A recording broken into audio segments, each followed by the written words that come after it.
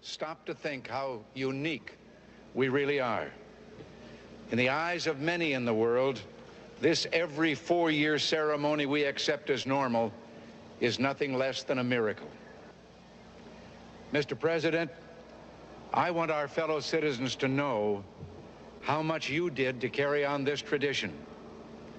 By your gracious cooperation in the transition process, you have shown a watching world that we are a united people, pledged to maintaining a political system which guarantees individual liberty to a greater degree than any other. And I thank you and your people for all your help in maintaining the continuity which is the bulwark of our republic.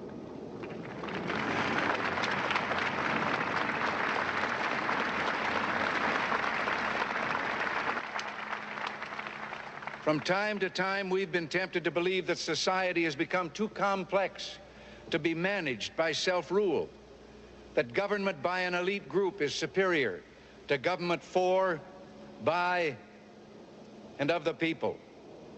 Well, if no one among us is capable of governing himself, then who among us has the capacity to govern someone else? So as we begin, let us take inventory. We are a nation that has a government, not the other way around. And this makes us special among the nations of the earth. Our government has no power except that granted it by the people. It is time to check and reverse the growth of government, which shows signs of having grown beyond the consent of the governed. It is my intention to curb the size and influence of the federal establishment and to demand recognition of the distinction between the powers granted to the federal government and those reserved to the states or to the people.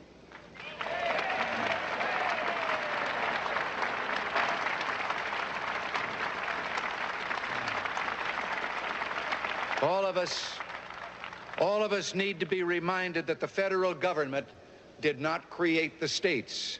The states created the federal government.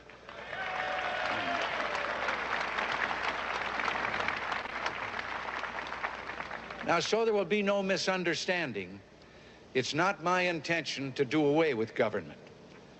It is rather to make it work with us, not over us, to stand by our side, not ride on our back.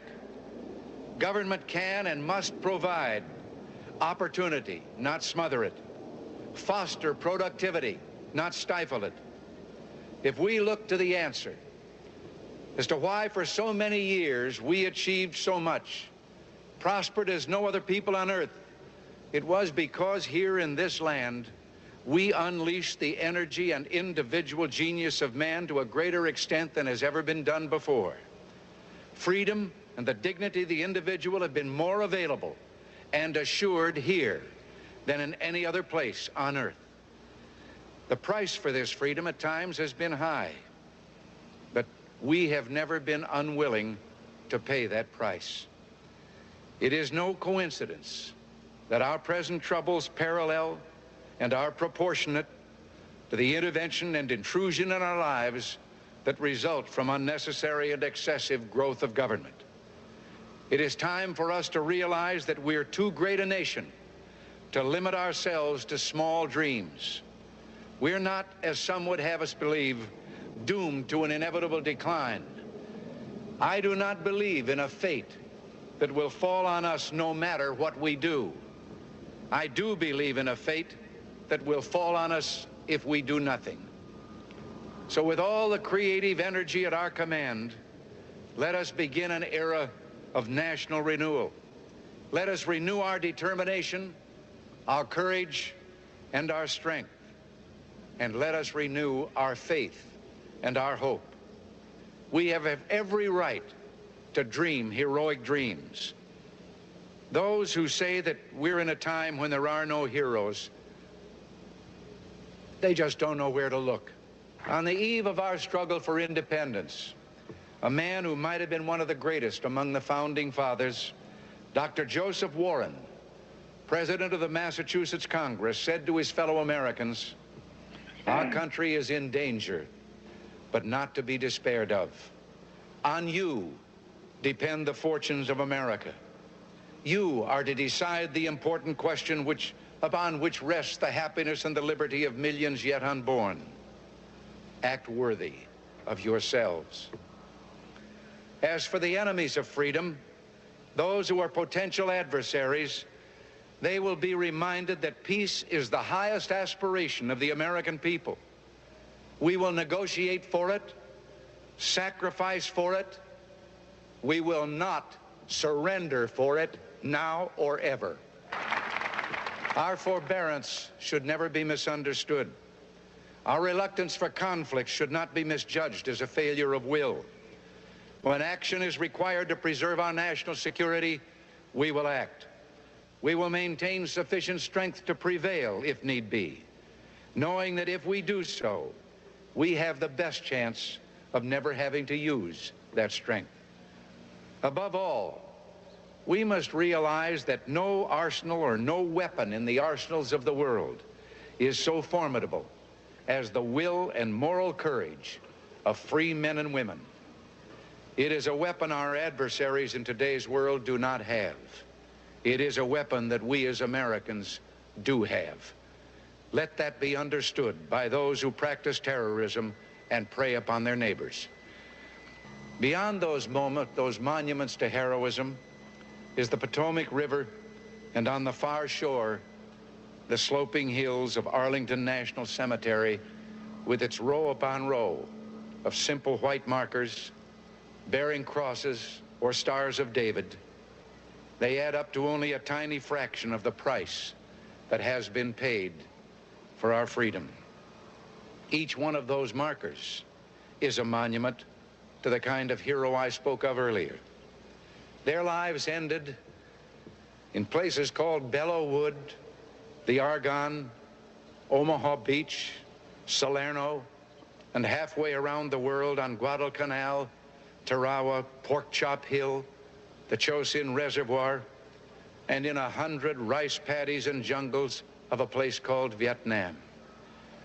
Under one such marker lies a young man, Martin Treptow, who left his job in a small-town barber shop in 1917 to go to France with the famed Rainbow Division. There on the Western Front, he was killed trying to carry a message between battalions under heavy artillery fire. We're told that on his body was found a diary. On the flyleaf, under the heading, "My Pledge," he had written these words: "America must win this war. Therefore, I will work, I will save, I will sacrifice, I will endure. I will fight cheerfully and do my utmost as if the issue of the whole struggle depended on me alone."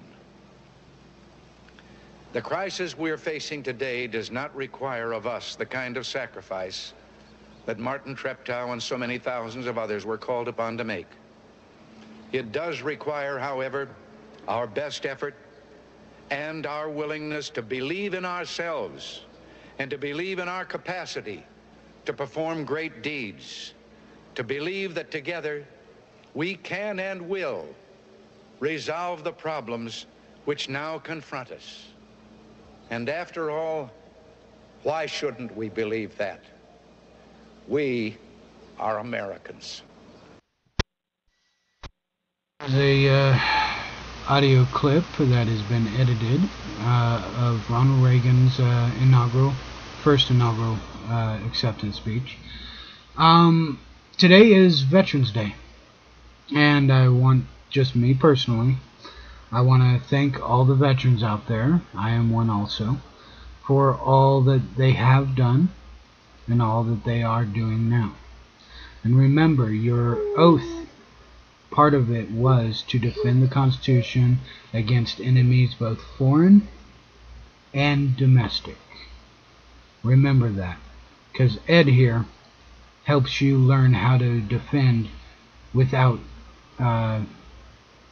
physical violence. Ed, take it away. Thank you. I'd like to thank everybody for joining us tonight. I'm going to bring some news before I get into the flag stuff tonight and the court stuff with the flags. I want to bring up people's attention what's going on around the world and some places in the country. This is the one thing that is very scary what's going on in Africa. The plague has fully broke out in Africa. I think that, I could assume, but, if you know anything about Africa in the last 2 years, Bill Gates spent $40 million giving everybody vaccines, so then all of a sudden the plague shows up. That's an interesting deal, and they ended up with a few other diseases that showed up after everybody got vaccinated.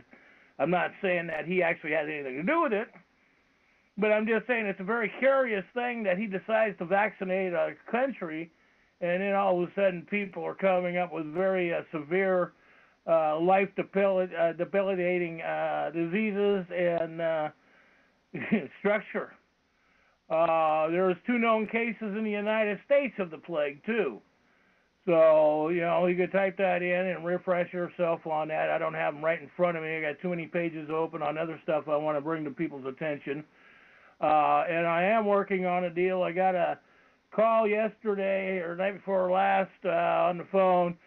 They want to slaughter about 90,000 wild horses in Arizona, so I'm putting up an affidavit, setting that up. I'll get that press released out here within the next 24 or 30 hours. So everybody could autograph that and send it in, because the reason why I'm defending the horses, because all they're doing is killing the horses for personal and financial gain. It has nothing to do at all with survival, because the horses are populating. They're doing a wonderful job being in the wild. But the main thing is, folks, you have to realize, if the craziness in the world hits the fan in our country, don't we need horses to transport ourselves, our children, our belongings around? See, we can't be so short-sighted because we got all these modern amenities in front of us today, and we can't be short-sighted on these things that are going around the world. We cannot be short-sighted. We have to start being realistic in the world, because when plague is breaking out in Africa right now, and it's severe what's going on in Africa with the plague. This ain't just a couple known cases. It's spreading rapidly there. I put up some of the stories on my walls and stuff so people can actually see the truth. The main thing is that we have to start protecting our bloodline. And like I said, I had a comment earlier from a gentleman, Isaac, everybody knows him on the inner Facebook. He's telling me, he's laughing at me and says, basically I'm a kook. Oh, especially when I talk about bloodline. Well, Isaac's family runs court systems. He tried to convince me to go in the court system, and I would not do it. I don't believe in it. I won't accept it. I don't tolerate it. Because I am not a British subject. I am not a national or a citizen. I'm a bloodline American, and I get it from a lot of people going, well, hey, how could you be a bloodline American? You have to be a citizen or national. You can't be an American, a bloodline. And it's like, if you actually believe in the Constitution, the 13th Amendment and the 14th, which saying might not be actually ratified past the 14th. I've got some information. I'll be getting that out from congressional records that was just sent to me recently, and I have to review that before I get it out.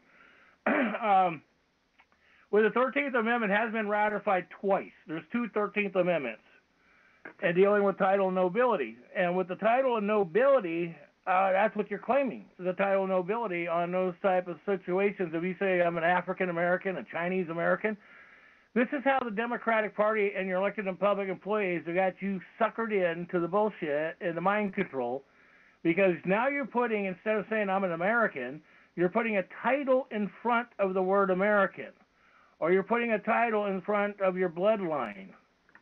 And this is where people, this is how they've got people so suckered into stuff that people do not comprehend this real fact. They don't comprehend the truth of what's really going on in our country.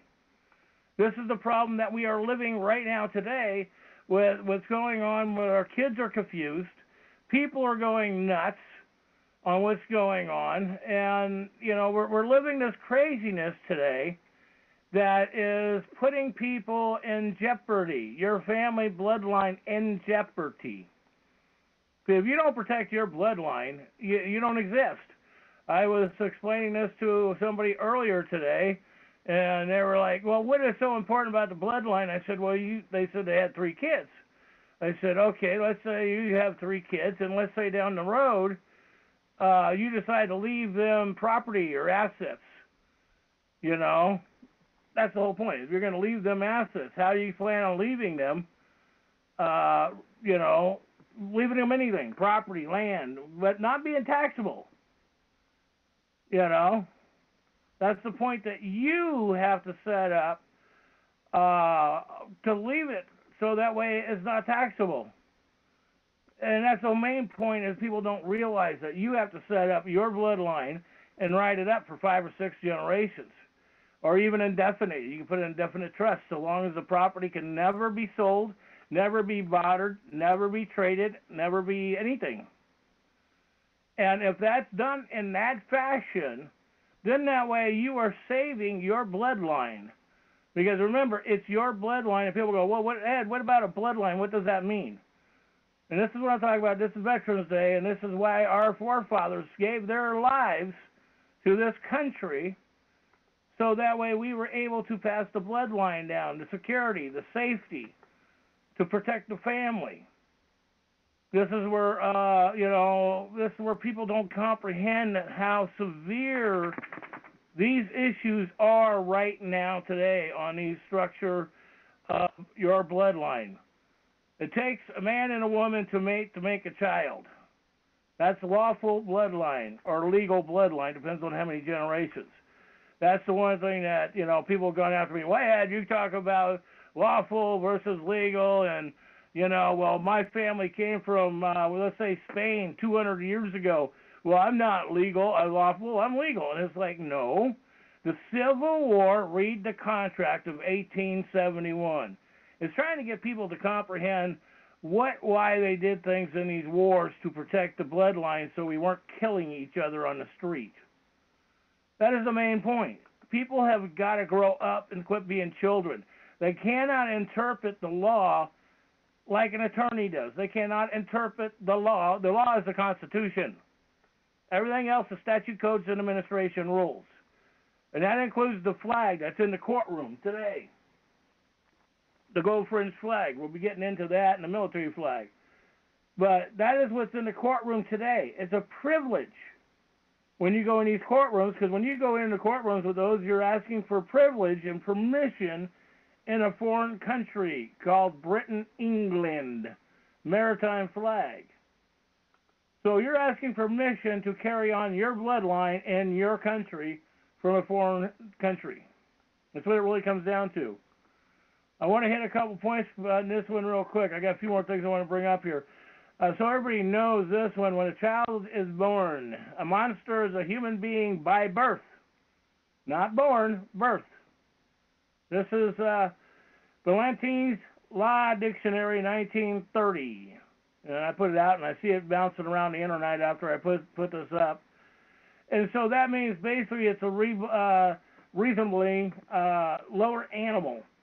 A monster is no inhabitant, blood, and cannot be an heir to any land. So this is another British corporation law firm that is writing this up so that way you cannot take and claim your bloodline on your land. So this is how they do this. The people like this guy has been slamming me around, and a few other people have been doing this here lately, and I've been watching what they're doing. And they put this stuff out, and it's very interesting that they do this stuff, and they go by these British laws on American soil. I'm not British on this soil. I don't give a damn about the Bible. I don't give a damn about anything that came from England. This is America. And once we decide to start being Americans, and that was like where, former President Ronald Reagan and some of the speeches has been saying, once you comprehend what's going on in your country, and you comprehend that people do this because they make a living off of you. Because rape, robbing, pillaging is a financial income, and that's a severe deal. When a child, 1 U.S. Code, 8, person, human being, child, an individual, until it's born, until it sees lights, it's not a living child. And everybody goes, oh, you're killing them by abortion. Take your religion, go back to your country, because the Constitution gives a woman a right to her body. That's simple. If we don't protect the Constitution and the rights, you don't have a right, so don't ask me to protect your right with a Bible. The Bible gives you no rights. It gives you mind control. That's all the Bible does. It has nothing to do with rights. It just screws up people's minds by reading it. So we got a plague breaking out, and then they want to slaughter these 90,000 wild horses that'll have an affidavit up. We got to start saving our food resources as well as our transportation. Let's say tomorrow, all of a sudden, everything's gone. How are you going to get around unless you have a horse? Hey, we got free food all around the country, grass growing all over in people's yards and stuff. Hey, the horse will always eat. See, we got to step out of these movies that we get drawn into and look at reality of what the structure is. And I am bringing up the law, too, because in 1971, there was a Wild Free Roaming Horse Act that was done by the federal government protecting horses on BLM land. Bureau of Land Management is owned by we the people, and the original structure of Bureau of Land Management, I try to get this for people so they comprehend it, but nobody wants to hear the truth. They want to live in their fantasy, and no disrespect to people in their believing of their Bible. They want to believe a book instead of the original creation of BLM. The original creation of BLM was to mark your land and have your land noted, recorded, so that way nobody else could steal that land. Originally, it was set up to be passed down generation, and that's where people today, have a little respect because the banks and these corporations have decided to, well, we'll come and give you this money and we'll take your land, and that's why we're all screwed up. We don't have land rights and are selling stuff like Bill Gates bought 25,000 acres, or was it more than that, in Arizona to start a smart city. So then he's going to pipe in water from Nevada hills, taking away to the main water system of Nevada, and he's going to try to go to other cities and other states outside of that area and pump water in. Oh, so he's going to steal water, force water for his own city. And this is what's going on. These guys are doing it. These people don't have compassion, and they're going, well, they're spending money on these immigrants, and they're putting vaccines out, and they're buying cell phones for us.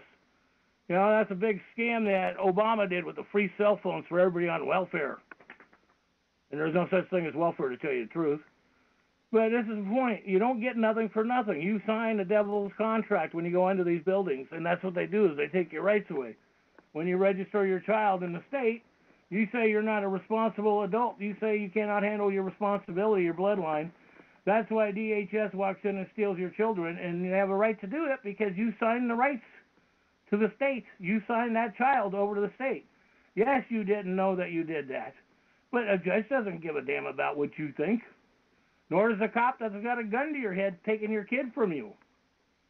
I mean, we are literally living in these structures, and then when you go to court, we've got this thing called the gold fringe military flag, British flag, in the court systems. And it's knowing what the flags and the emblems mean on the British flag.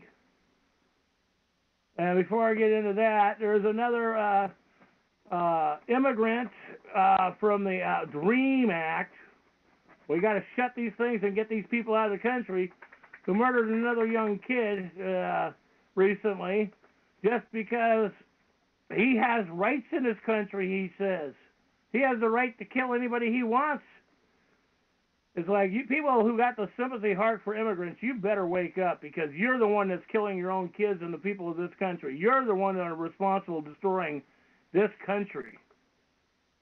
Because, you know, when you have compassion, that's like the going back in the 1980s when all the women were out there, you know, clanging the drums, you know, we got to stop the men from drinking. Well, if they want to go kill themselves, let them go kill themselves. Wake up. Not your responsibility. You know, that is the point, is that it's not your responsibility. Let men and women, if they're going to do that, let them go kill themselves. If they want to drink themselves to death or use drugs and kill themselves, hey, that's their right, folks. Wake up. Stop fighting the individuals that don't care. Start supporting the men and women that do care, that are protecting your rights and our rights. Because if you don't protect those people, once it's gone, once the country is gone, it's gone. There's no one of this where you can think that you could come back and get something done and save something. It doesn't work that way in reality. It doesn't, folks. It truly does not live that way. And it really disturbs me when people do this stuff and they think that these things are designed to protect us, when most of this stuff is not designed to protect you or me at all. At all. It's not there designed to protect you. It is designed to kill you. It is designed to take your personal assets, your bloodline away from you. It's not there for you. And that's the one thing that people don't get on that. And that's why when I get to start getting into the flag, I'm going to tear up the flag issues here, to start explaining this stuff. But I want people to comprehend what's going on in this country, what is really happening to people. Okay, we got new diseases that are coming out, and they're attacking people. That is the one thing that is a reality. And if people don't start standing up to their bloodline and to our elected and public officials and filing these things that are destroying our resources, our animals, our structures, that food resources, you know, I mean, that is the one thing. It is our food resources, and it's not only that, the horses and the donkeys and mules are our transportation. When it comes down to it, it's your transportation. You don't have to go buy a horse from somebody. The wild horses are out there for you to take and possess. Okay, when they're wild, you don't have to ask permission. As soon as people start comprehending that reality, you don't have to ask permission to take what is rightfully ours. Wild boars and wild meat, technically, you don't need to get a hunting and fishing license to feed yourself. I've been fighting the state of Oregon on that for years. I don't buy this stuff. They've come after me, try to put me in jail and all this stuff, and it's like, no, I don't have to sit there and go through this. You have to sit there and tell me what I'm doing. And that's the point. That is the major point. People do not comprehend this fact of life, of what's really going on in your system. And it's interesting because we got all these court cases going around the country. Nobody knows how to handle the court systems. They go in and everybody goes, oh, well, I want to bring the Constitution. And this is the part where we're getting into the flag stuff. I want to bring the Constitution into court. You can't bring it in because it's a foreign court and you didn't file it before you went in. And then I've had people say, well, I filed it when I went in. And I said, well, did you ask the judge for the question? Did you ask him in a question? Oh, no, I'm just telling him what's going on. It's like, no, Your Honor, you've got this filing. We got this number on this filing. You comprehend that. You've got to make sure he comprehends that. And if he says he does not comprehend it, I'm stating this for record. And one thing I tell people, and I've been there in court many times myself, you always, always, always ask them, is this a court of record? And if they say it's not a court of record, then you can't, there's no court here. And then the other thing that to make sure you always ask when you go to these things in these maritime courts is ask them where the injured party is. Where's the corpus delicti? 3771, corpus delicti. And when you write your instruments, if you don't write in that the corpus delicti, that you are corpus delicti, you won't get your case in the court. People go, well, I get my case dismissed. Well, did you put corpus electi in it? Did you actually claim yourself as the injured man or woman? Why? And I love it when people go, I didn't think I had to do that. And it's like, you know, when we bring these things up, when Dave and I have been doing this for 2 years, you know, and hopefully Dave's doing pretty good. I haven't heard from him in a while. You know, who knows what's up with him. But the bottom line comes out on this thing. If you don't know when you go to court what your standing is, how do you expect anybody else to comprehend? Yes, I do well aware that I know these courts are screwed up. Okay, but see, that's the one thing that I have learned over the last 35 years. You have to pack the courtroom in. And then you have witnesses that witness what was the fraud that was committed in the court. Then those people need to file that in recorded record against the men and women that are in that courtroom. That includes the clerk, the district attorney, because the district attorneys are hearsay witness, cannot bring evidence forward.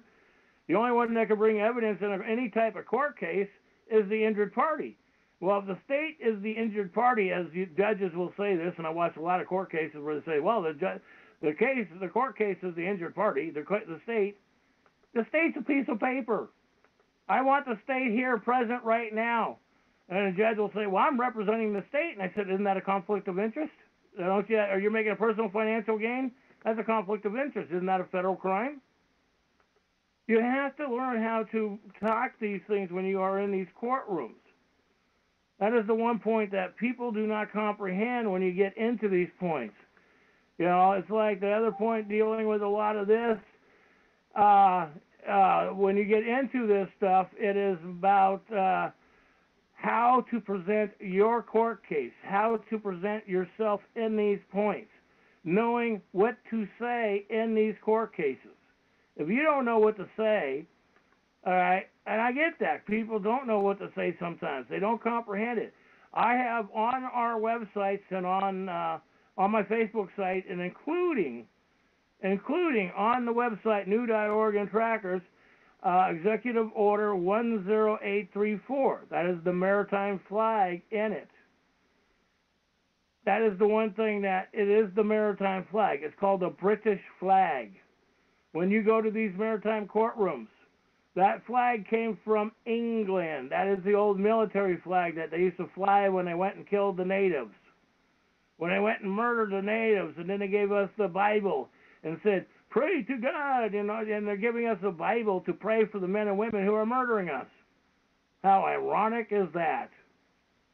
And people don't get that point. These men and women literally were murdering ministers, nuns, Christians, murdering the native Indians for their own purpose, for their own land, so that way they could put their homes up and tear down the teepees and take away from the people that were alive.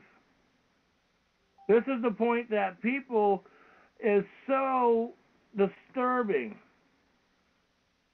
You know, this is the whole thing, that things are that disturbing in our country today. And this is the one thing that people have to start comprehending what's going on with the flag, what's going on with Veterans Day. I know a lot of veterans myself who went to wars. I got a lot of veterans I know that fought in World War II, Vietnam War, and they realized after the Vietnam War, they fought for nothing. They fought for a corporation. And then you wonder why vets are committing suicide. How obvious is that? They realized they murdered women and children for nothing. Iraq War for gold and for oil, poppy seeds, drugs, so that way they can keep the drugs on the streets to make themselves financially prosper. And, you know, people get behind us. Oh, you know, that's like going after Gaddafi. And people don't even know anything about Gaddafi. They're willing to go prosecute Gaddafi when Gaddafi actually made sure his people had 100% medical and dental. His people had a structure on his circumstances in his country that they had free water, free food, free medical, free dental. You had to have been in that country. Oh, that's right. Even his own paperwork said, his own structure in his own country said 5 or more generations before you're entitled. And people will say, well, you're not entitled to this and you're not entitled to that. Yes, we are. Immigration has no rights in this country. They have privileges. That even goes with the flag. When you go into these courtrooms, you have to know your standing. When you use the word person and not inanimate object, that's why everybody goes, they're going to use the word person. You don't realize when you use the word person, you're saying that you're an inanimate object. You're not a living man or woman. You're a corporation. You're a dead identity. And that's exactly what it means. Seriously, that's what it means. And that's one thing that people do not comprehend when they go to the court with the structure that's going into the courts. Now, I do thank those veterans that did it, and I do thank, like, the Marines, because the Marines were originally set up, and the Navy was to fight Muslims, to keep them off our grounds. That goes back to Thomas Jefferson. And everybody goes, well, Trump likes Thomas Jefferson, so we got to hate everything because he was a landowner and he raised slaves. Well, here's a point for you to come to reality. The Dixie flag. Everybody wants to go about the Dixie flag and why they're taking down that flag. If you actually look at the real history of the Dixie flag, when that was put together in 1839, the whole structure of that was for white racism. It was a white race that's exactly what the designer of that for the British government. Oh, that's right, the South fought for the British government. That's the one thing, people, you got to realize how the South fought. Everybody going, oh, no, they fought for our rights. They fought for, the Federalist Papers. Federalist Papers, the original structure, was written for white men only.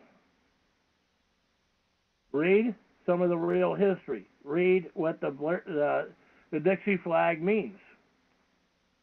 I'm going to go over here and I'll read part of this too. That way you comprehend it. Because this is the one thing that people need to know what is going on. And I'm reading from the Creator. I'll read from the Creator and I'll read the Texas part of the Texas flag from the Texas structure. And it's like, why was the battle flag, the Confederate battle flag, created 154 years ago? Let me pull this up. I want to, and this is all on the internet, folks, so I'm not making any of this up. First, I'm going to give you, this is the Texas Declaration of Succession, February 1861. We hold as indelible trust that the government of the various states and the Confederacy itself were established exclusively by the white race for themselves and their posterity, that the African race had no agencies. You get that? No agencies, corporations, public service or public corporations. This is in 1861, and their establishment that they were rightfully held, regarded as an inferior and dependent race. So it was saying that these people had to be dependent on us for jobs, food, anything else. That's bullshit. We know that. And that the conditions only could their existence in this country by redundancy, I got a damn computer, benefit and tolerate. And you can type in a Declaration of Independence and Succession. This is what it says. And let me get over here to the one who created the actual Confederate flag. Where did I put that? I gotta go let the dog out here. Go get that one here in a minute. I'll grab that one in a minute. That's like that kid running around with the Confederate flag, killing, and everybody don't realize the KKK was founded by the Democratic Party. Oh, what a reality that is. Type in KKK, you'll see it's the Democratic Party. That's why in the inaugural speech, when all the Democrats, only the women in the House and Senate, wore white at the Capitol, when, what was that? Trump took over office. So they wanted to show that we were a white country Feinstein, Barbara Boxer, all those women wore that structure in the House and Senate under the KKK flag, under the Confederate flag, stating we're a white race. What it really means, folks. I mean, but see, people don't read this stuff. People go by what a TV set says. That's like, Disney. When they tell you, oh, go trust a cop. You cannot go trust a cop.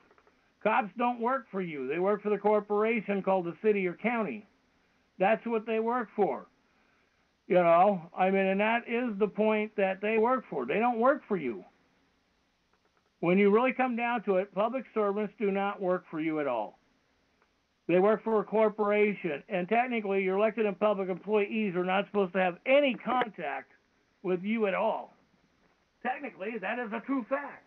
And police departments are supposed to monitor, I'm going to open the door for the dog, are supposed to monitor elected and public officials.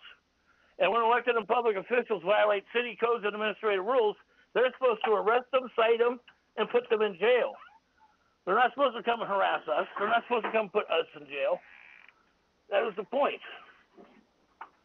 But people don't know this stuff. They don't stand up for their rights. Because if you don't know about your rights, how do you know how to stand up for a right when you don't know how or what a right is? And that's the one thing that, some of these other guys will attack me, say different things on Facebook and the internet about me. Especially I love it when they attack me going, well, that's crazy when he talks about bloodline. There is no such thing as a bloodline. Well, your child took a man and woman, and that child has blood, and a breathing child, living child. So, and it came from you and a woman, or a woman and a man. So isn't that a line of the blood and the history of the family? And, when these guys go after and attack me on this, it proves to me how these men and women are doing this deliberately for financial gain, because they go after people's court cases. They charge people enormous amount of money to write their court cases. And then if they don't win, they tell the people, not my problem. That's the saddest part. That is really the saddest part, when people pay these people and then they don't win a court case, and then they tell you, well, sorry, not my responsibility. And that is stupid. I can see, and then the other point is with some of these guys out there that go out and write people's cases, and they win a case. And then I go after them and say, well, how come you didn't go after and file on a judge? How come you didn't file on the court and make a court case? Oh, that's not my deal. He has to go hire an attorney to do that. Well, then why were you helping the man or woman at the time? So the gold fringe flag, when it goes in the courtroom, that's a military flag of the Army. Okay, and this is military flag, like I said, Executive Order 10834 that was put in August 21, 1959.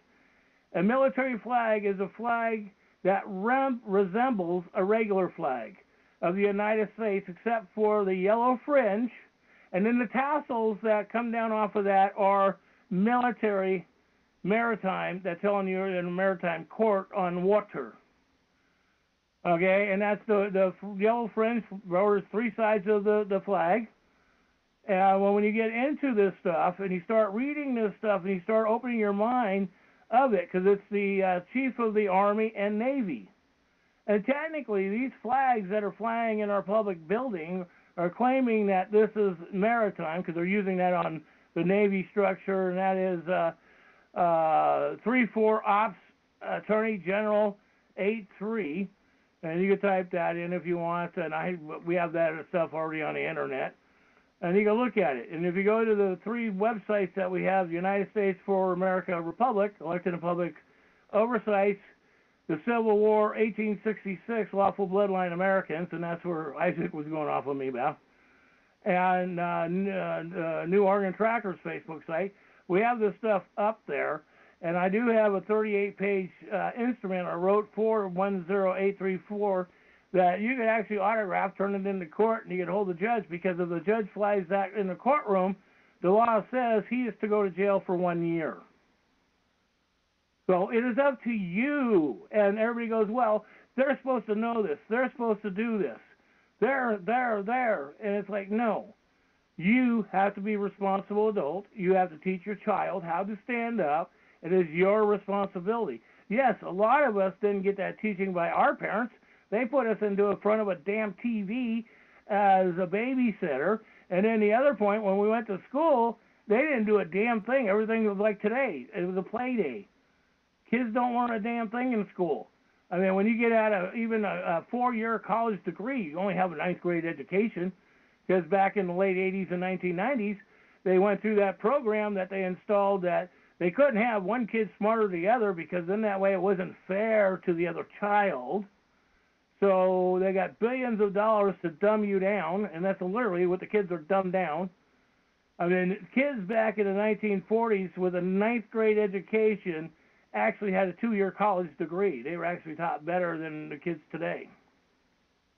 Truly. They really were. And then, like I said, and you can tell you, we get in this, and we'll have that up too on the sites, the Manual of the Courts Material, U.S. 1994, at Art 99, C1B, page 4 through 34. And like I said, it's so important to read this information, go through what the flags do. I'm going to get into the symbolism on the flags here pretty soon. But you have to read what the symbolism are, because when you walk in, if it has an eagle on it, let me go ahead and pull that one up. So that way I can start walking you through some of the symbolism of these things. These are the things that people don't realize. When you walk in, the court changes. They change the structure when you walk in the courtroom by the symbol on top of it. If it is flying an eagle, technically an eagle can only be flown on a presidential flag or only at war. That's it. You walk into a courtroom and they're flying that eagle flag, they're telling you that you're going into Roman Empire courts, and it's run by the Roman Empire so they can rape, rob, and pillage. And that's what they literally do today. They say, oh, you said something wrong, so I'm trying to remember the word court. I'm trying to think. I'll come back to that here in a minute. Obstruction of court. And you do that. When a judge says that you are obstructing the court, you tell him he is. That's the one thing that you have the right to tell him. He is doing that well as well. And the devil head of eagle is empowering, like I said, and this goes back to Caesar of Rome. So you are in a foreign court of Roman law. And then when you have the golden spear or the ball, this is for the military flag. This is the point that when they got these symbols on top of the flag, it's supposed to be in parades. It's not supposed to be in any of these courtrooms. And like I said, the gold acorn is for military parades only. And that is Army Regulation 840-10, Chapter 8. But these men and women, most of them don't even know this, and a lot of them do, but they don't care. They literally, their job in employment is to rape you, to steal from you, because if they didn't do that, they couldn't have their pay that they have today. Because an average judge 40 years ago, or 30, let's even say 30 years ago, a city judge or a county judge was only making 20 grand a year compared to 140 they make today. Back then they had 100% medical and dental, just like they do today. Back then they didn't have it until after Clinton, William Jefferson Clinton passed the Children's Indictment Act. That's the way I call it, Indictment Act, the Children's Act. William Clinton Children's Act, I can't remember right off the top of my head. I'll get to that here in a bit, and if you could type in William Clinton Children's Act, it'll come up. That way, $100,000 goes, and this is all federal funding that they matched to go in, and that's when you pay these court fees, which I'll get into that one too. When you pay these court fees, go into that to match, so $100,000 goes into the retirement interest-bearing account for the judges. And the caseworkers, when they steal children on this, get $7,500 per child they steal out of this fund. And then they go after, and oh, that's right, they go after, and then they put you on the state Social Security program. This is the one thing that people don't realize, that the state does this to you. I have to put up the book. I have the book up there, out there on the internet. I have State of Oregon financial book, how they steal your money from your Social Security and your children's Social Security bond.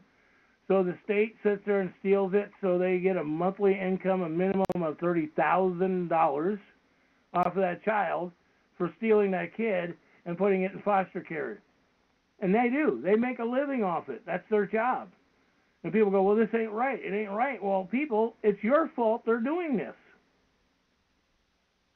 You know, when it comes down to it, you know, and I love it when people want to argue with me on it, and I keep telling them, it's like, police have no jurisdiction. They're rent-a-cops. I used to be a rent-a-cop. I know all about rent-a-cops.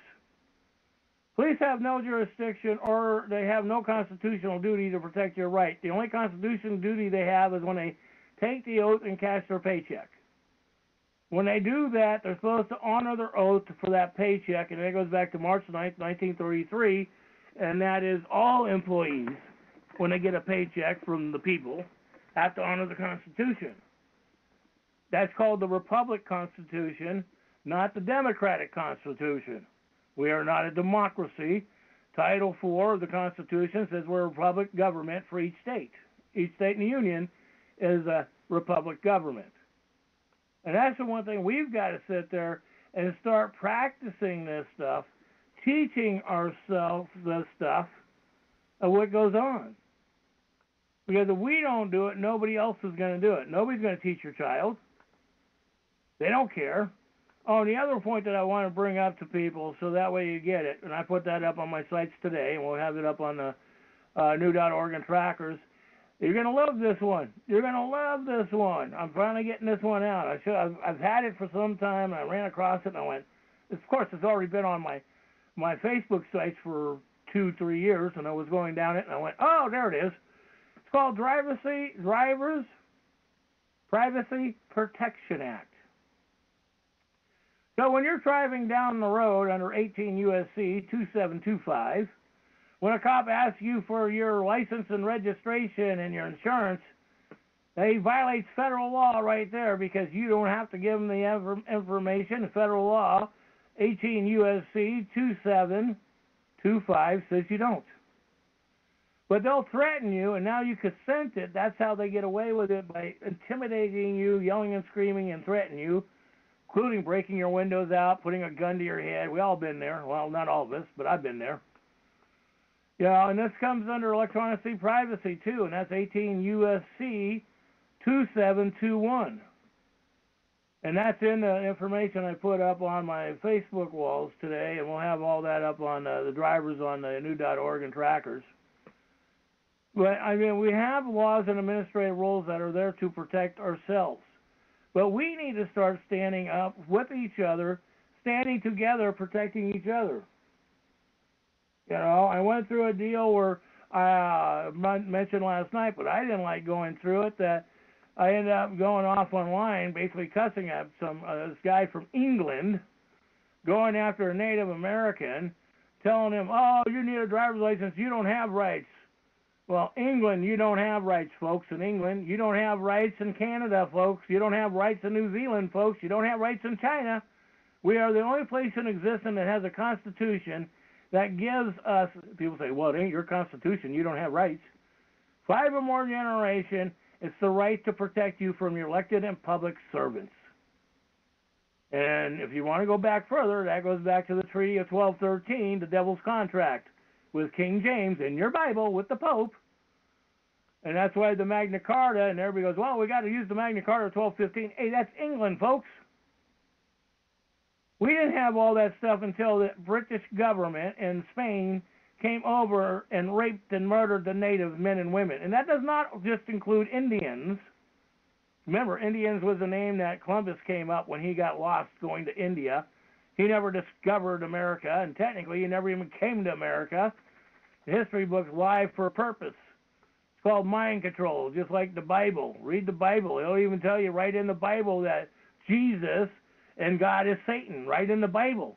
And people say, oh, you can't read it that way, Ed. You're supposed to do it. I was an ordained minister. I've been to a lot of these things.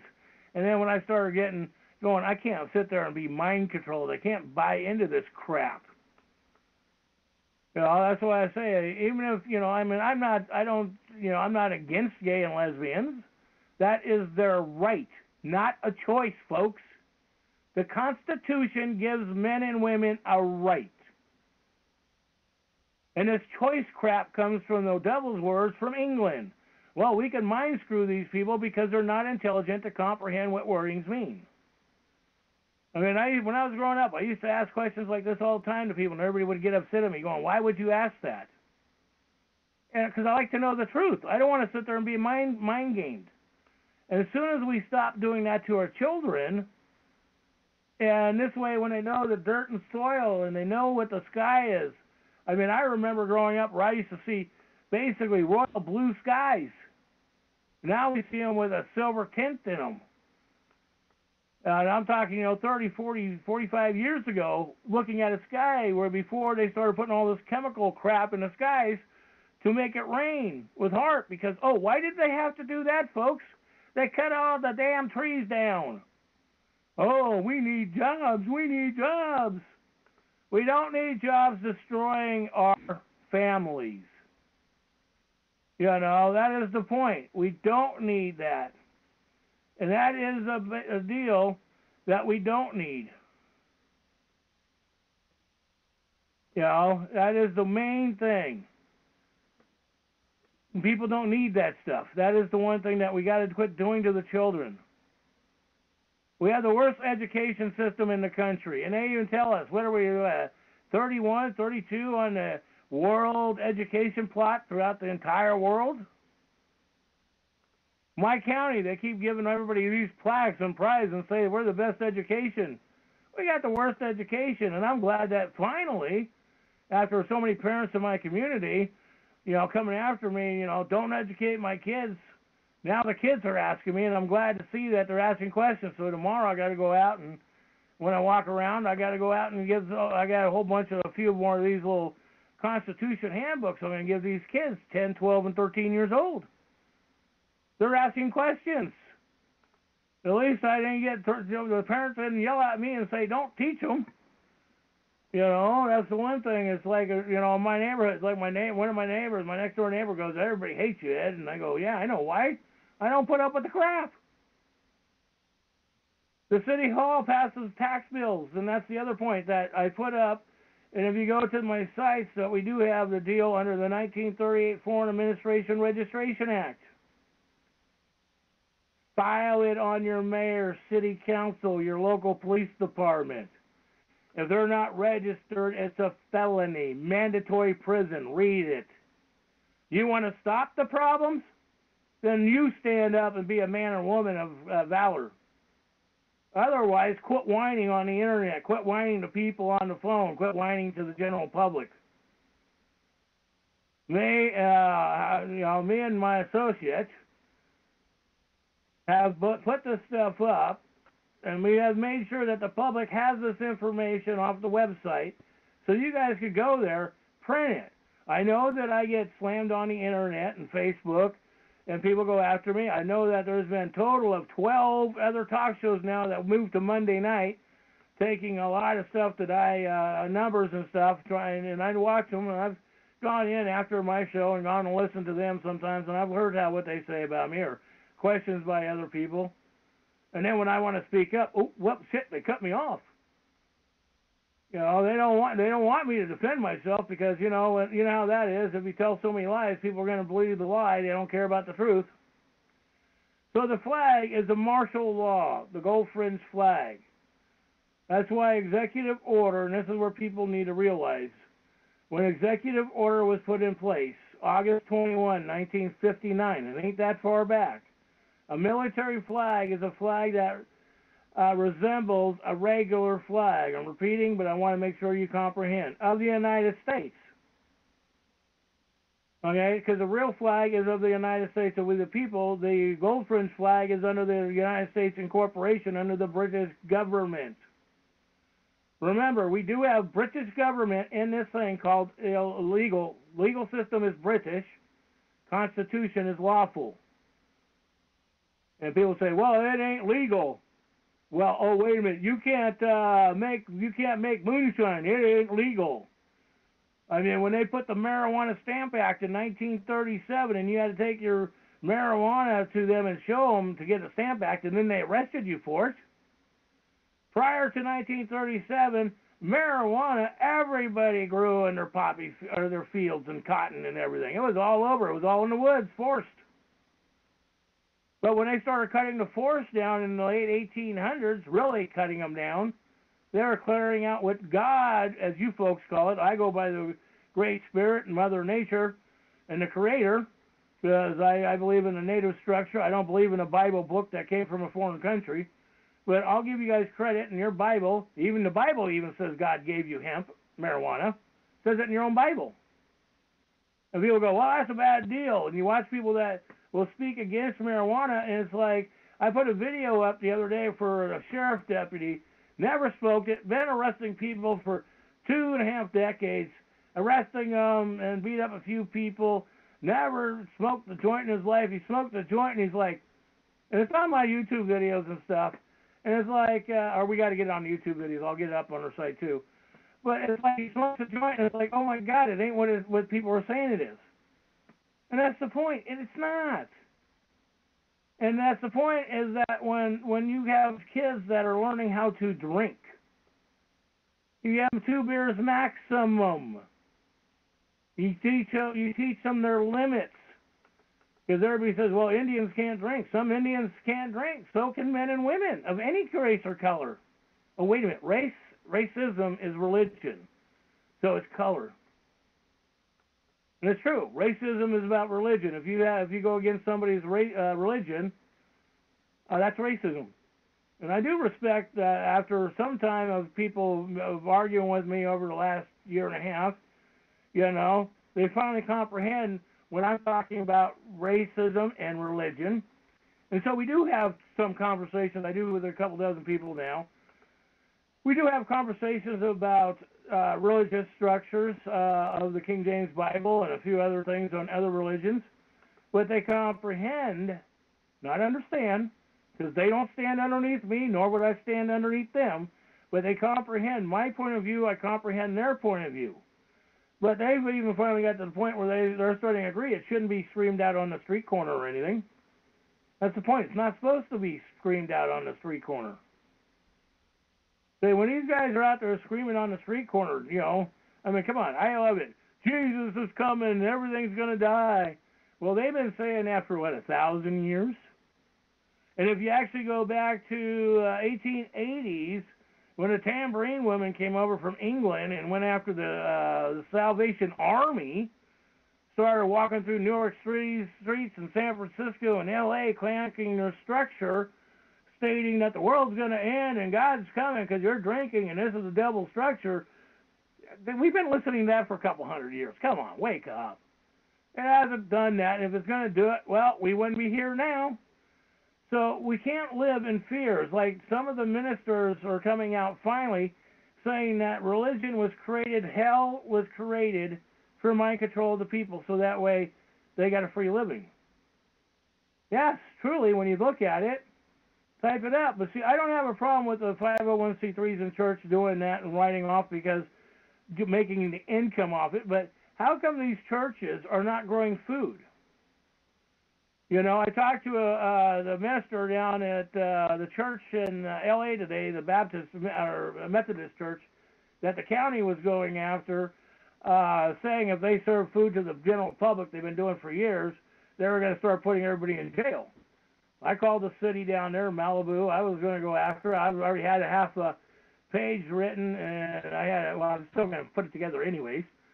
Actually, it was 2 pages together, and I'm going to do it. It's going to be a 4-page deal. I serve on the city council and them. But they're having a meeting tonight at the city hall tonight at 6 o'clock in Malibu going through this because they said the news media took it out of context of what they said about them telling them if they serve food to the homeless that they're going to arrest them and all this stuff.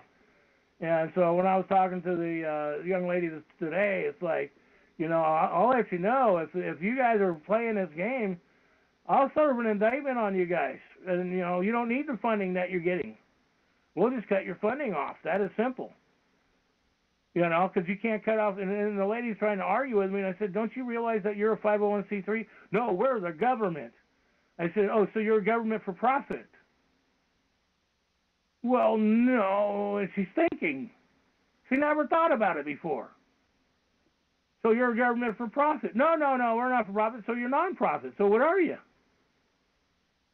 She never thought about it that way, the administrator today. And I'm like, this is the point that people get in these positions and they get programmed in because, like, the city attorney locks them and tells them, because the city attorney is going to protect you from all the wrongdoing. Remember, the city attorney works for who? The British government, called the British Auxiliary Registration or Accreditation to the King and Queen of England. That's what attorneys are. Type in American Bar Association. The first thing comes up is we are the British government. And that's the whole point. Your legal system is the British government. These flags that they're flying in the courtroom are British flag, military flags. And you have to realize when you're going in these courtrooms, for child support and all this, and I'm working with a few people right now on child support issues. Write up an affidavit, put together, and it goes to your child. Well, the state's saying this, and a couple of people I finally kept on, when they kept on arguing with me about the state's doing this, and I said, fine, don't call me again, because you're not listening. But there are people that are getting it. Write the contract of. You're serving it on them. You put it in a trust-bearing account. You might send the kid, say, $50 a month, but you got it in another account where the kid turns 18, he or she gets the balance. It doesn't go to the woman to go spend on her new boyfriend and the little parties that she might be doing. Oh, what a concept. The woman made those decisions, so let her go deal with her responsibility. She produced a child and didn't want the responsibility, so hey, part of life. It's called being an adult. Deal with it. And then sometimes people do make bad mistakes and stupidity does happen, and that's called personal responsibility and liability. So when you go into the military flags in these courtrooms, you have to realize that. And I'm going to want to get out to this other flag too, for the Marines. The one thing about the Marine flag and the Navy flag, let me pull that up. I got to refresh my mind here on a couple things that I know, but I want to make sure that I'm saying it. But with the military Marine flag and the Navy flag, I want you to comprehend, is that when the Marines and the Navy were set up to fight the Muslims, this is what they did, folks. They fought the Muslims to keep them off their land. The bloodiest war in history was not the Civil War, was the Barbarian War, and that was in the 1800s. That was fighting the Muslims. So that is the point, that people don't read history. They watch this stuff on TV. They watch this stuff in TV. Sometimes they actually do put real history in movies, which people do not comprehend. They actually put some real history in a movie, but people don't watch it.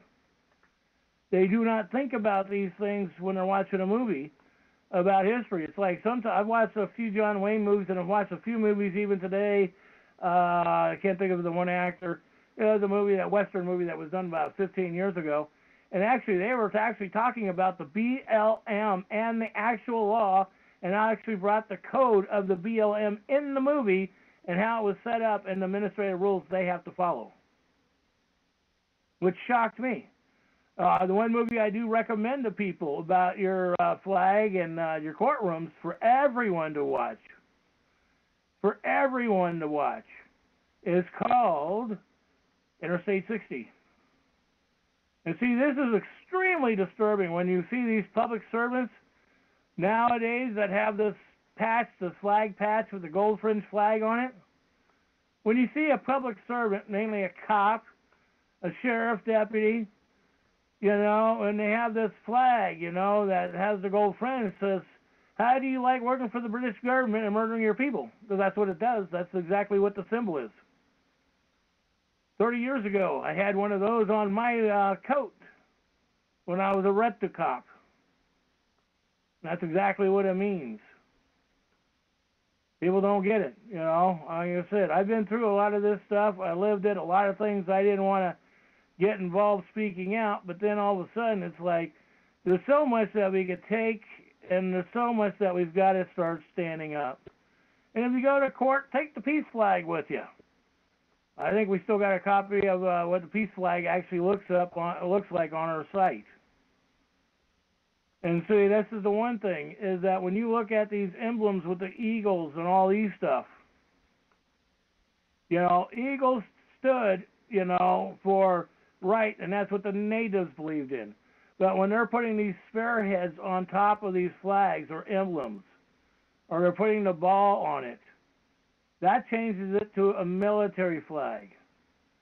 And like I said, the only one who can fly an eagle on the flag, that means if you're putting an eagle on your flag in your front yard, that means technically it's a flag of the president, but then again, you're telling your neighbors that you're at war. That's what it means. That's what the eagle means, putting on your flag. That's the one thing that people don't realize. These symbols on a flag actually mean stuff. People just buy flags. They don't realize it when they buy it. They just put it up. They don't think about it. They don't have a concept of why is the meaning of these things, what a flag means. It's like the pirate flag. Everybody knows what a pirate flag is. You've seen enough movies. But then again, it's like you know that they're coming to rape, rob, and steal you. And that's basically when they got a gold fringe flag. That's the way I look at it today. And if you look at the original Marine flags, the lapel pins and stuff, the one thing is, the Marine flag that they do, and that goes back to 39, I think it was. But they have the lapel pins and their flags that they have combined with the American flag do not have the gold fringe on it. So these are things that really make a deal. Now, they do have some Marine flags and Navy flags that have the gold fringe on it and the tassels. And remember, anything that has a tassel on it, that means it's the British government. When they have a yellow border or gold border around it, that means they're fighting and standing for the British government. That's actually treason to you and I, the people of this land. The soil is actual treason. You know, look it up. I mean, I'm going by the flags that I'm looking at, and if you actually read the flag history, it actually says it in the flag history and the circumstances of the flag. That's exactly what it states in the congressional records. Even says that in Executive Order 10834. And, you know, people say, oh, that's honorable and stuff. No. Yeah, we get convinced of so many things, and people don't research it. They just do what they're told. You know, basically a programmed robot. We're supposed to be humans. We're supposed to be thinking. It's like, you know, I don't know if how many of you have actually gone out hunting. You know, it's like if you go out hunting, you have to be smarter than the bear. You have to be smarter than the animal you're hunting. You know, I mean, it's not every time that when you go hunting, the deer will run right in front of you.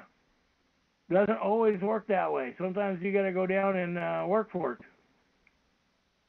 Of course, I've been lucky all the time I hunt, but that's aside. I just get that lucky. You know, sometimes I learn I've actually called deer right to me.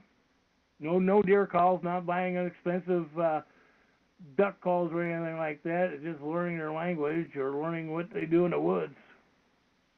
Making different noises in the woods where they come to investigate. You don't do it where it's threatening, not aggressive moves in the woods. You do it where it's subtle. And that's what we got to do today in our courtrooms. We got to do these things subtly. And so when you are going into these courtrooms and they've got these flags, file it. When you get a court case, I don't care if it's a traffic ticket, file Executive Order 10834 on them. And when you do file it, make sure that you file it with the Secretary of State and Department of Justice. You file it with the Department of Justice. Oh my God! Now it's filed. See, this is the one thing that we have to start doing this and protecting the bloodline. And like I said, a lot of people, Isaac and all these guys, you know, jump on me. going on me all the time. Well, Ed, what about the bloodline? Well, you have a child, don't you? Man and woman. Do you have blood in your blood? So you mixed your blood that produced a life. It's called a half-breed, if that makes sense. So it's not just an Indian or what everybody else says is a half-breed. A half-breed comes from when anything was born. And remember, when a child is born by the 1930 dictionary, it says it's a monster. And then under 1.8 U.S. says that it is, beside being a monster under 1.8 USC, it is very simple. It doesn't until it breathes air. It doesn't. That's a beep coming in on my phone. But somebody's trying to call me and I'm not getting it. But anyhow, it's one of those things that when these things happen, when the child breathes that air and becomes a living man or woman, all right, that's when things start working out. When it becomes a living man or woman child, then it has a life. Until it bleeds, it's a parasite. It's a blood-sucking parasite in a woman. One way of looking at it. Let's be realistic. What happened to using common sense instead of like all these people that have been convinced over the last 30, 40 years, that, we're supposed to have all this compassion and we're supposed to go against one another. They've divided this country so much. Seriously, so much they've divided this country. And what have we been doing to each other? We attack each other. All right, everybody's going into racism because of color. We're fighting each other on their color, skin color. The Constitution gives no color. Period. There is no skin color in the Constitution. Men and women of equal bloodline are treated equally straight across the board. That's a simple part of it. Instead of us getting in these arguments and fighting. When you go to court and fighting your neighbors, I still deal with my neighbors. I'm still trying to steal my land and playing some of these games. Very disturbing when they do this. When you read a deed, knowing how to read a deed or a land map, it's the same thing when you read it. That is the main thing people need to comprehend, that fact. How to read these things. How to know what they mean when you read them. So anyhow, I guess I've been going on for quite a while tonight. I guess I'll open it up at this point. I would love to open up the floor if anybody's got any comments. And if I missed something, I expect I'll probably get a comment coming back to me if I missed something too. All participants are unmuted.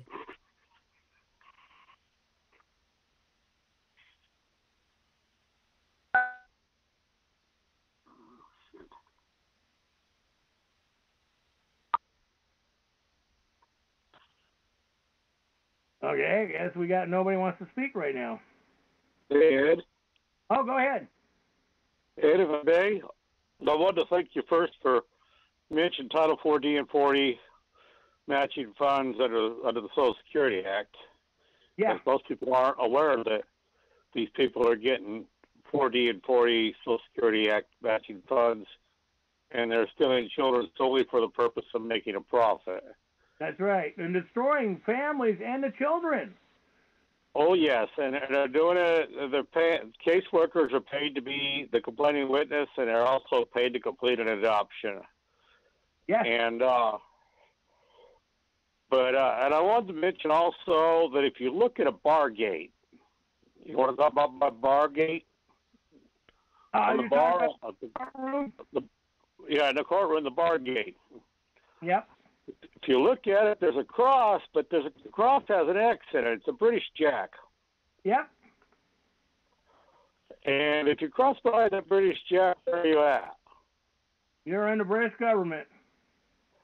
There you go. And it's in the wood of most bar gates. Well, and here's a valuable point. When a judge says, oh, well, you bring it up and you come over and it's okay, don't listen to him. He's lying to you. The minute you cross, that gives them authority to arrest you. Right. Another thing I wanted to mention is I came across a beautiful YouTube, and it's called JFK to 911. Everything is a rich man's trick.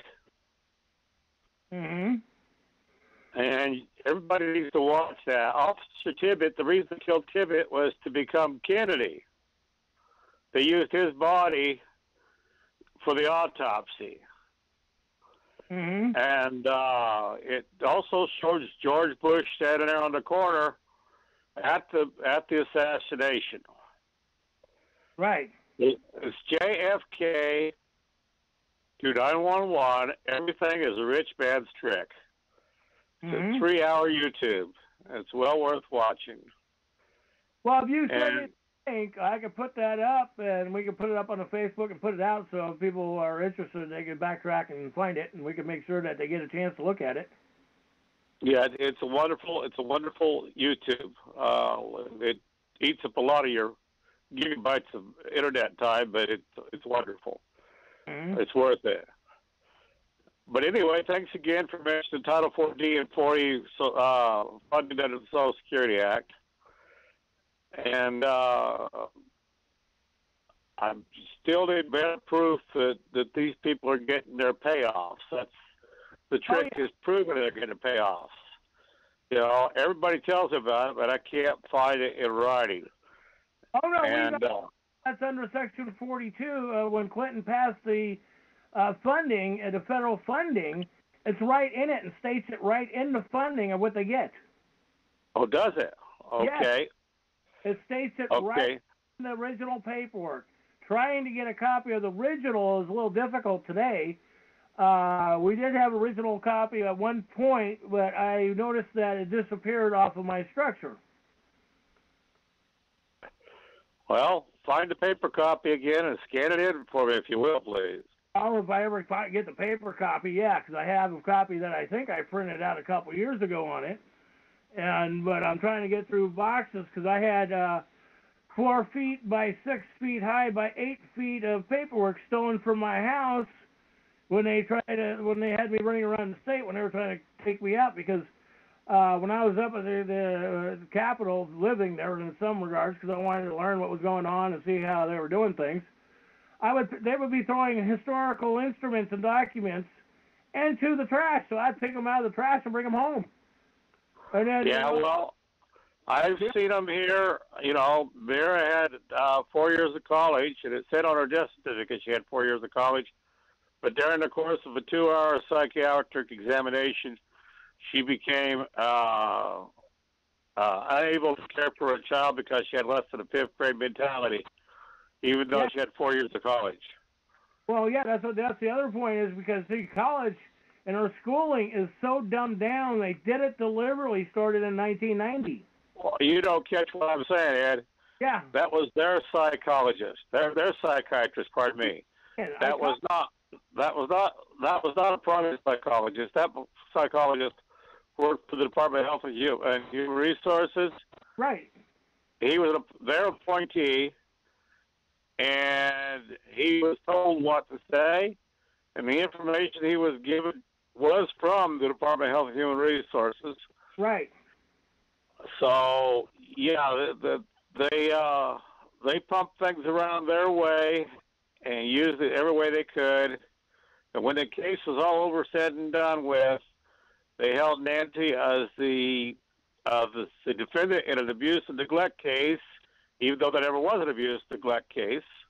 Mm-hmm. And then they carried on an adoption in a secret case number.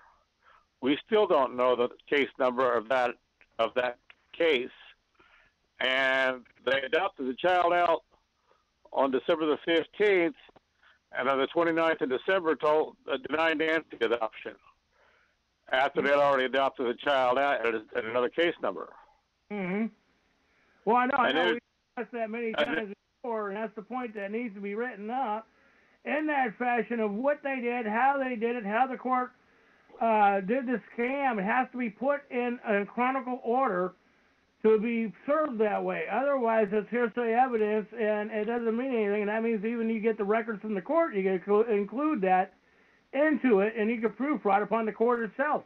They have I need to find a court that. Well, you already told me, Court of Philadelphia, because these courts here simply are corporate courts. They're not courts for the people, and they just ignore anything you file against them. Well, that's right. That's what they do. I mean, I was just dealing with another situation with another individual that did a case, and I asked the individual, I said, did you put that you were the corpus delicti? And I went through this with the individual 4 or 5 months, and they tell me, well, I didn't put that in it. And I'm going, we've been over this for 4 or 5 months, and you didn't put that in, and that's why they dismissed it, because when you didn't include that into saying you were a living, corpus delicti means that you're a living man or woman. See, it's knowing the words when you write your instruments, to what to put in the instruments that will piss off a judge, because he can't get around certain words in an instrument the way they're written. Because if you actually put the right words in an instrument, they won't go against it. Well, I use the words living man, child, and living woman in the paperwork I typed up. You didn't put corpus delicti 3771-1A behind it. No, I didn't know that at that time. There's a learning curve, Ed. No, I got you. I got it. See, I mean, it's a learning experience. We're all learning. I'm learning as I go along, too. I learn new and interesting things when I go. Right now, I'm putting together this thing to go after the slaughter of these basically 90,000 horses that I'm going to be working on tonight and probably make public tomorrow afternoon sometime. Because we got to realize that if we don't save these animals, all right, and all of a sudden they cut off gas and all this stuff, and then they kill off all of our animals and our food resources, it's like Bill Gates just bought 25,000 acres in Arizona to set up a smart city. And that means that there will be everything that will run in that smart city will be like the smart bus that they ran in Texas that just wiped out into a business, that they were experimenting with a bus that was electronically done, no driver, why don't we just call it Robo City? Well, that's basically what it is, but they're calling it a smart city, but it's a Robo City. And this is the point that they're doing this, and people have got to wake up. When they get this thing done, there's going to be no purpose for what they call us, the peasants. People have to realize if you're not a part of one of the elites, you don't live. Well, it's a precursor to what they want to do with the whole world, Ed. Yeah, but see, we're the only place in the world that has a contract that gives us rights if people would actually learn it. Right. You know, I mean, and that's no offense, because we've had conversations on this, but if people knew the Constitution compared to the Bible, they would know where they actually stand. You know, well, I wish you'd learn both.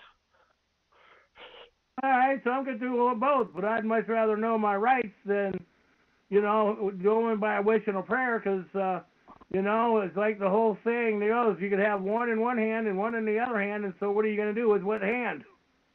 And I will say that what Constantine put together was not Christianity. Well, all of it, when the Christians decided to go with, I don't know, what was that called, the Roman Catholic Church? That was what Constantine put together. That was not Christianity. That was Emperor Constantine. That was a government man, Ed. They all are, even the man. Well, Ed, I'm talking about before 325 A.D. They're all government men. That's the point. It's all been...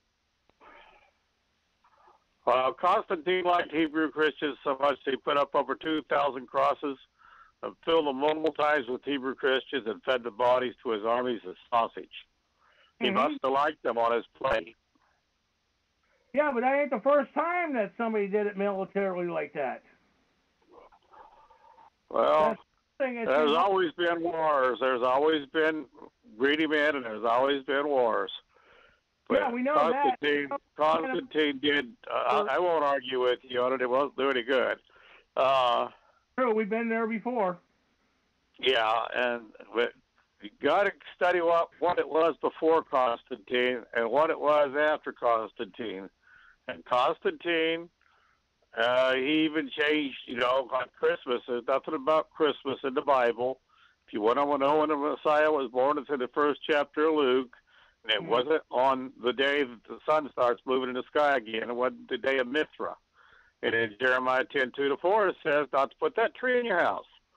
It's right there, but people do it because they're trained. They're not educated. But Yeah, I'll shut up. I'll shut up. But, that's the problem. People go by the Yule of what they think something is. They don't read what something really is. Well, they don't know what that tree represents. It's a fertility symbol. Mm-hmm. They don't know what that wreath represents. That's a female fertility symbol. Why don't they just throw the wreath up all over the top of the tree, and that way they can have a happy tree? But I'll shut up. Yeah. Well, now one thing, I got a news article that somebody sent me I thought was pretty good. This kid who literally raped a baby. Put him in jail, and so he was just found in his jail cell, murdered with his I don't want to be saying it depends on who's listening, but what was between his legs, they actually cut it off and stuck it in his mouth. Well, they do that in Korea commonly. That's what the women will do if you rape somebody, is they'll sew your mouth shut with it sticking out of your mouth, with your testicles in your mouth. Yep. See, I agree. That's the way they deal with it in Korea. Well, I do agree. When a woman is raped or a child is raped, they have the right to make the charge on the man that did it. Yeah, well, whatever, that's the way it goes.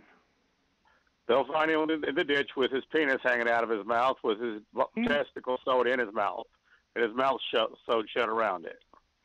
Yep. Don't have a problem with that. We shouldn't have a problem with that. That's like, the one guy that sat there, his child was being molested, and the two guys that were molesting his 5-year-old kid, he beat him to death.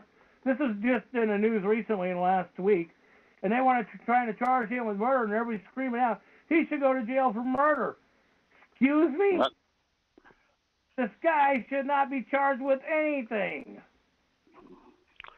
Well, you're not. It's in a corporate situation, Ed, where the corporation is God, is supposed to be defending all, and it can't defend anybody. Then if you do the job of the corporation, it makes the corporation look bad, they'll go against you for it. But some states, like Alabama, have what they call a make-my-day law.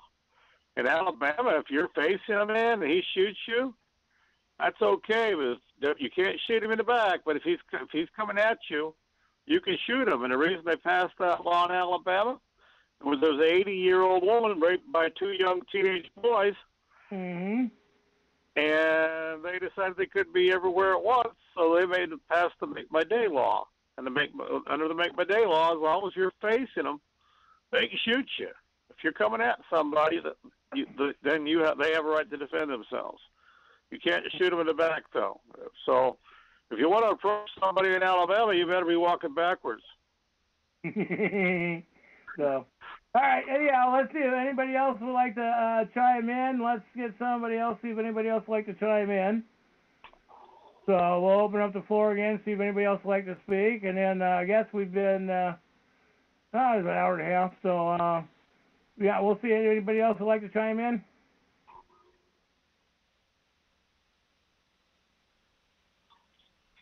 Okay. I guess nobody wants to chime in. All right. Well, we appreciate that one, Daniel, and try to get the other stuff to you. All participants are muted. Like I said, the one point is that, even though that I have my way of believing in religion, others have their way of believing in religion, and this is where we have to know the Constitution to respectfully honor one another's point of view. See, we're not supposed to be out in the street fighting each other over religion. Or if a woman wants an abortion, that's her right to her body. Because if we sit there and take away one woman's right and say that she can't do it because God says this. God didn't say a damn thing. God didn't speak. Man spoke from a book he learned or his comment from a book. God didn't speak. And we've been waiting for God for how many generations when it comes down to it that, said that, oh, we do this, we're all going to die, and God's going to come and just destroy the earth and do all this stuff. How many generations has that crap been going on? So, no offense to people on it, but it's like, let's be realistic here to a point. Once we start being honorable with each other on these things, instead of arguing over a woman shouldn't have an abortion. That's a woman's right to her body. Man wants a right to his body. A woman has a right to her body. So these are the things that we have to be realistic about. We have to be realistic and honorable about these situations to each other. So if you want to have your rights, I'm entitled to have my rights. And that's how simple it is. So why are we arguing? Because if you believe in your Bible, no offense to those, but if you believe in your Bible and it says God shall judge, well, isn't that God's decision to judge, not yours? See, that's what gets to me about the hypocrisy that goes on with people all the time. All the time, hypocrisy goes on. And people say, well, we have a right, Well, if God is your master, you kneel and worship that God. It's the same God, that same Bible that they gave the native Indians when they were murdering the people, the natives, when they were murdering them. And they gave them the Bible to pray for their sins to their devil, their God. It's the same Bible, King James Bible. That's what they gave the Indians. It's what they taught the Indians in the school. King James Bible, when they cut their hairs off and put them back in these clothes that they forced them to wear. Forced them to wear, to change, to be converted into the way people wanted to raise somebody else by their religious belief. That's why the Constitution says clearly freedom of religion. I think it should have been actually written from religion. Because that's the one thing, we're supposed to have freedom from religion or for religion. Why am I supposed to go and believe somebody else's belief and be controlled that way? I'm not supposed to have that happen in my life. That's their belief. That's their structure, not mine. So these are just things that we look at. These are things that we have to pay attention.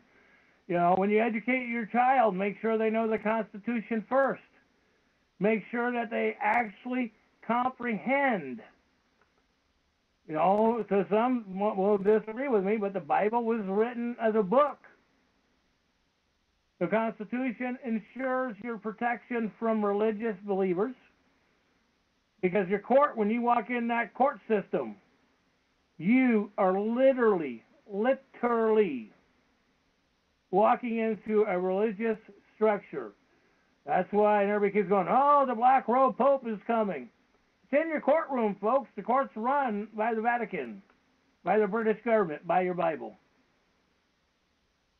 I argued with senators and people up at the Capitol on it, and everybody called me crazy, and then all of a sudden it's like, well, shit, Ed, maybe you got a point. Well, I knew what I was talking about because I could see the way it's being done. So, and this is the point, we shouldn't be arguing about these things. I'll be getting this template coming out dealing with the structure for the horses out tomorrow. Then I got to finish the other one for Kate Brown I'll have out, so that way we can cook for her for terrorism. I have that one, a template out that I emailed to several people, and it's on the Facebook, on my pages for 1938 Foreign Agent Registration Act. File it on these people. If they're not registered, it's mandatory. You got to read the structure of what's there to protect you. The Constitution was written to protect you from your religious people called a judge, called churches. Because a lot of people say if you don't believe in their religion, we're not going to save you. How come the churches are writing off everything under a 501c3? Why does anybody get a 501c3 write-off at all, period, end of story? So these are things that we need to think about. These are things that need to be brought up. These are things that need to be said out instead of going through this mind control that we're bringing into our children. Let them learn what it's like to play in the dirt. We all play in the dirt. We all drink from a garden hose. It didn't kill us.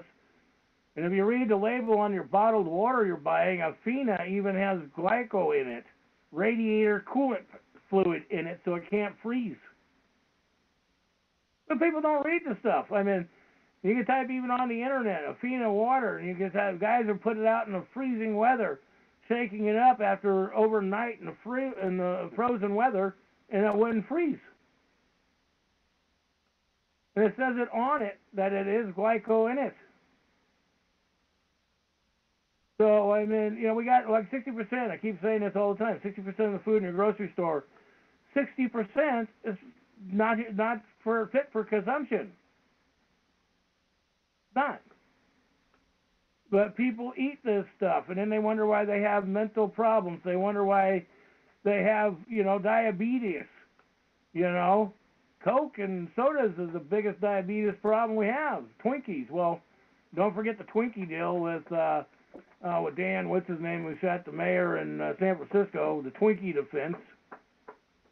Yeah, and I thought that was interesting. I ate too many Twinkies, I freaked out, so that's why I shot everybody. Moscone. So, I mean, people use these excuses. As far as I'm concerned, he should have got life in prison or been executed. There was too many witnesses. You know, only getting so many, and then when he got out, everybody turned their back on him in the city of San Francisco, so he suffocated himself in his garage by running his car until it killed him. You know, I guess that was justice served. But you have to realize what's going on in these circumstances around us. So, like I said, I've got off on a lot of topics tonight. Hopefully with the flag, you got it, with the Marine flag. Please read this stuff on your flags. This is what you need to read and educate yourself on the flags when you go into court, when you go in these public buildings. And you have to know the territories of what these flags are meaning when you go into them. When they got a gold fringe flag, you know you're not on American soil, as they call it, because if there's a gold fringe flag in a city hall or something, that's called foreign corporation.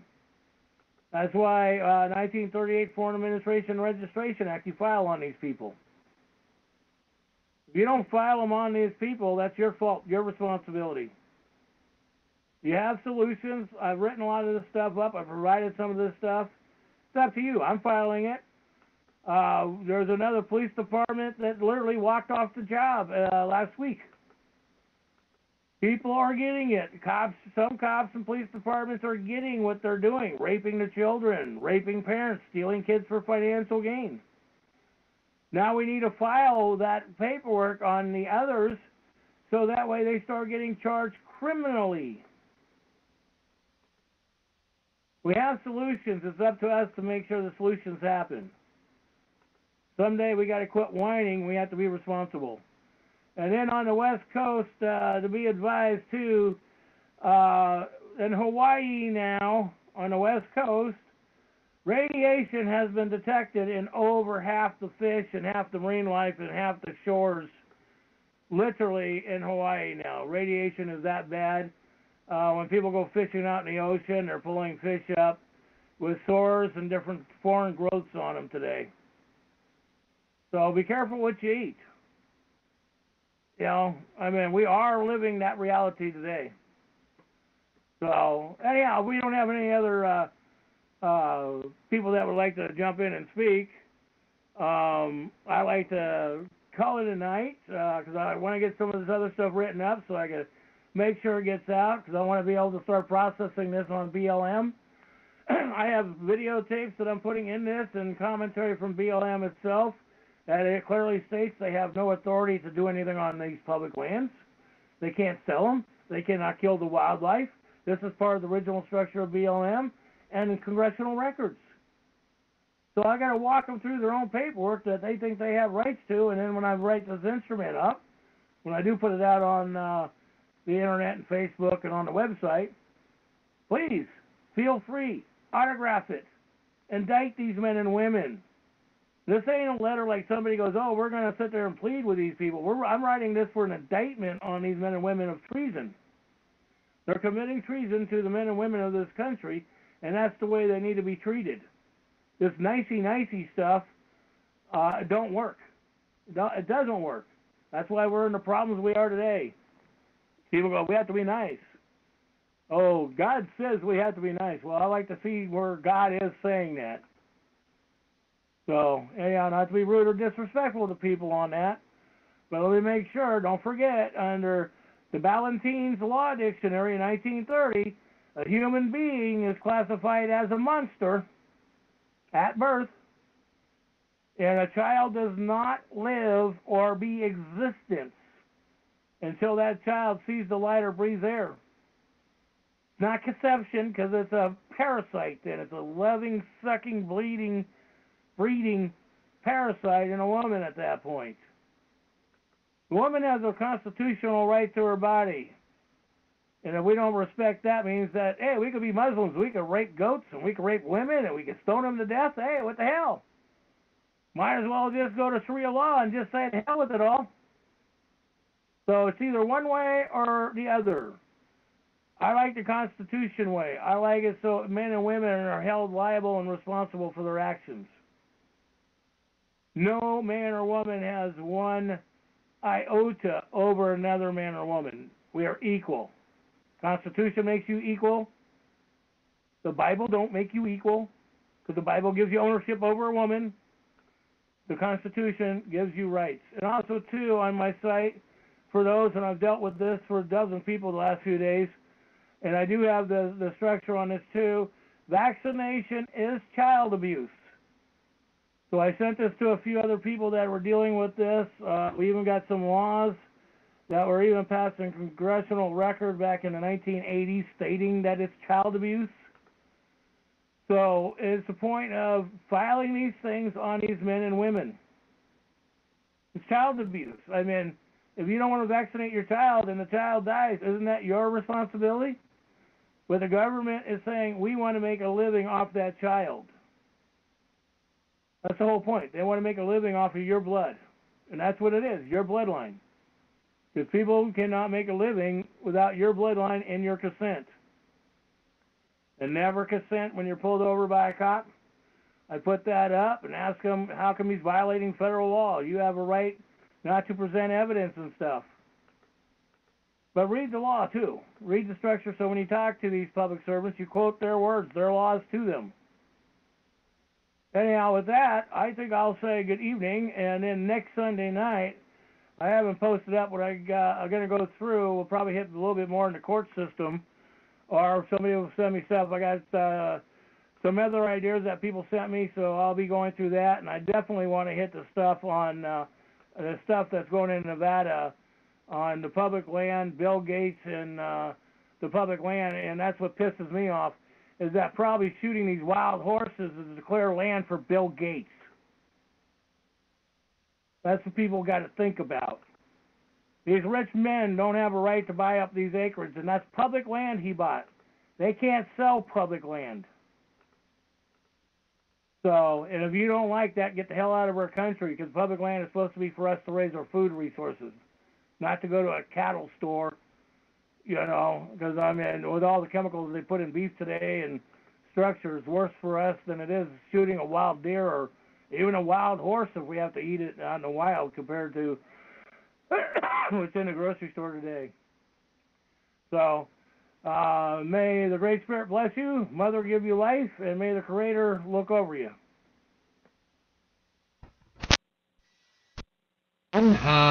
It is November 13th, 2017, Veterans Day. And also, one of the things that Ed forgot to mention was, well, he might have mentioned, but I'll say it in my way, 90% of everything said in a courtroom is hearsay. So if you want something that is they can't ignore, file, file, file. Don't talk, talk, talk, but you file. That's the biggest point right there. So thank you very much, and have a good night, and catch us next Sunday whenever we'll have another amazing information that'll be guaranteed to just make your brain freeze going, what?